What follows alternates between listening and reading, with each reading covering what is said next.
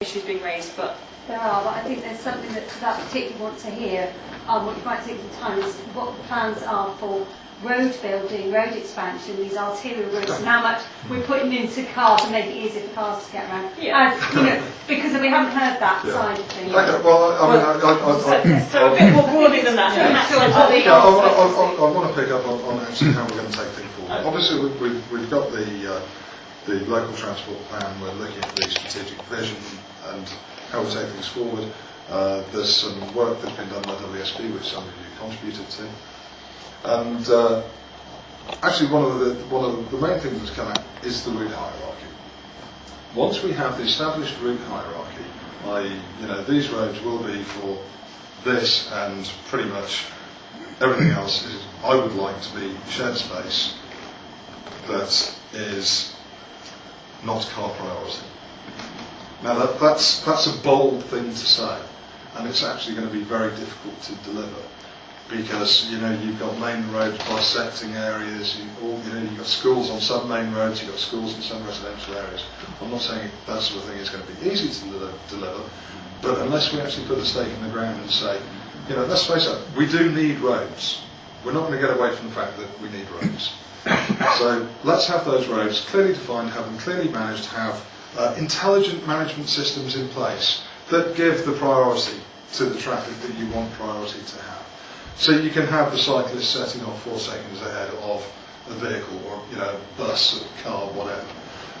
To have the intelligent crossings. So instead of having these stupid phased crossings that we have at the moment, where it doesn't matter what type of road user you are, you're held up, and that's because you're a cyclist and you come to the pavement.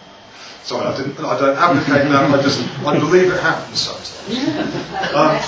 So having intelligent traffic management systems that are linked to the signage, that are linked to the bus timetable. Now, this isn't fanciful. We've got the plans. We can deliver it. All we need is about £26 million. But that actually will deliver radical changes, because once we've got our arterial routes and we can control the traffic flow along them, actually managing the rest of it then becomes a lot easier, because we can actually direct where people are going. Someone mentioned car parking before.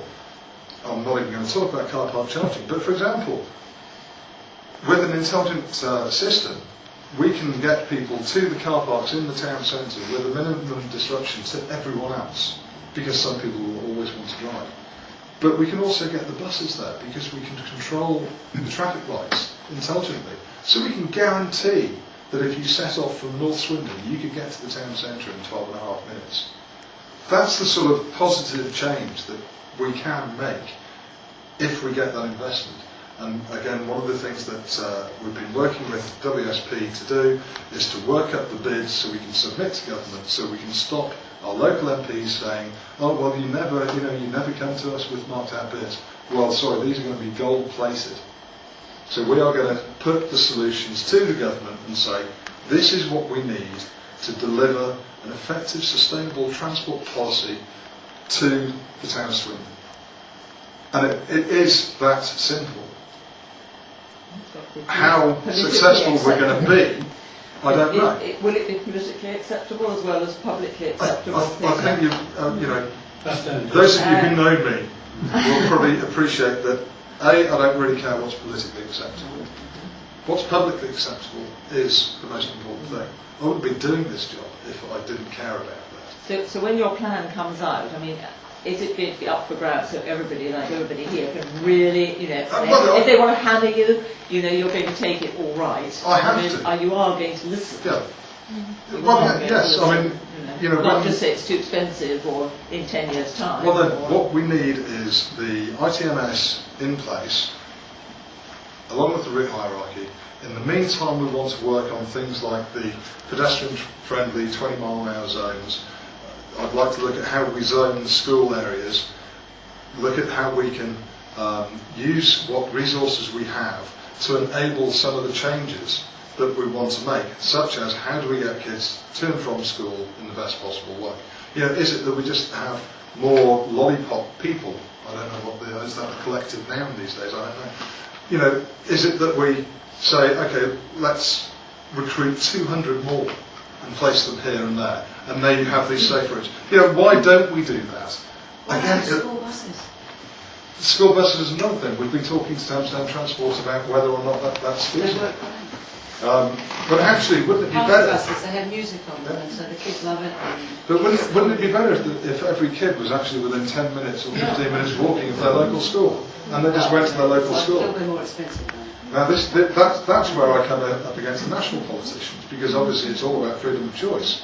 Well, actually, maybe we should rein some of that back and say, isn't it better that the kid from the local community attends the school in their local community? Isn't that the best way forward? Because then you get that community cohesion that everyone is decrying that we don't have these days. So these are really simple things. Yeah, they go against national policy. I want to challenge national policy. I hope you guys want to challenge national policy. I don't care whether it's national policy on whether we've got to have TROs and 48 pages of legalese just to put some double yellow lines down, or whether it's actually saying, let's have our kids going to the local schools and let's do everything we can to deliver that. And let's make... That's assuming your local schools are on the calibre that you want your child to Exactly, go to. otherwise you get zoning and then you've got people moving to different areas because they go to school. So, Well, yeah, yes, that's one of the problems that they say has happened in the past. But I don't want to get into education policy because I'm not involved in that. But actually, shouldn't all our schools just be really good? Yeah, okay, I know that's a dream. But why not again set that stake in the ground and say that's where we should be aiming and that's what we want to deliver. And whether it takes us 2 years, 5 years, 10 years, actually that's our goal. And one of the goals in Swindon is to deliver a sustainable transport system. I like trams, some people like buses, some people like bikes, some people still like cars, some people like lorries. We have to accommodate the transport that is used. As time goes by, if we provide the workable, credible, affordable alternatives, whether that's discounting bus fares, whether it's having my vision of the tram that runs east, west, north, south, whatever, that's immaterial. As long as it's credible, viable, sustainable, that's what we have to aim for. And what we're doing now is we're just trying to set the seeds to deliver those plans. I probably won't be around, I won't be a politician when these things finally get delivered. Some of the things could be done very quickly, some of the things should be done very quickly. But we do have to be able to afford them. And we do have to appreciate what the impact is on those decisions that we make. And that's normally one of the hardest things. Can I just say about these schools and the attitude of people? I used to live right by Westlea School in the sort of street behind, and I actually couldn't get out of the road because I actually knew somebody who drove from one end of Westlea Drive into outside the school. They parked their 4x4s round the corner, which actually was a problem to the safety. But their reasoning is the safety of their children, but they were actually prepared to put everybody else's lives at risk because you couldn't see when you tried to drive out because they blocked the road. And they were all children within 5 minutes walk. They were local. How do we change public attitude, public behaviour? Spending money on going out to the schools and the parents and really doing a campaign. They've tried that. Westlea School tried really hard on that. It's their right, they'll tell you it's their right to take their children to school for their children's safety.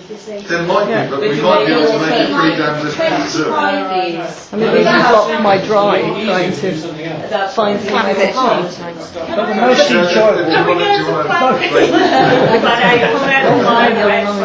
And Peter, have you? I'm fine. What I'd like to do is just take questions from people who either haven't asked one before or one burning question from people if they've asked one before. So the lady over there. Okay, I think go for it, Swindon. One car per family, and then we'll have to use car sharing. Yeah. Thank you.